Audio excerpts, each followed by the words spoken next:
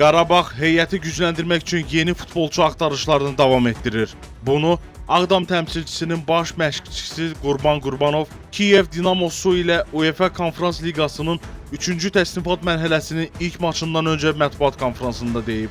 Axtarışlarımız davam edir. Heyətə yeni futbolçular cəlb etmək istəyirik. İnanıram ki, istədiyimiz futbolçuları komandaya dəvət edə biləcəyik, mütəxəssis vurğulayıb. Qurban Qurbanov komandanın qolkiperi Mateusz Kochalskinin psixoloji durumu haqqında da danışıb. Kochalskinin psixoloji vəziyyəti qaydasındadır. Ümumiyyətlə, tənqidləri qəbul etməliyik. Hətta uduzduğumuz oyunlarda belə bizi bəzən alqışlayırlar.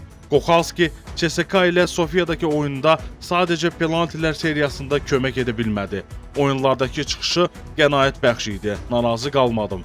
Məğlub oluruqsa, tənqid də olunmalıyıq. O, Azərbaycan Premyer Liqasının 2026-2027 mövsümü ilə bağlı fikirlərini də bölüşüb.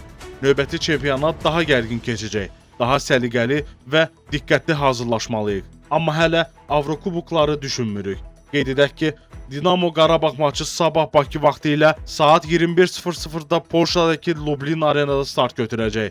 Komandalar arasında cavab maçı isə avqustun 13-də saat 20:00-da Tofiq Bəhramov adına Respublika stadionunda keçiriləcək.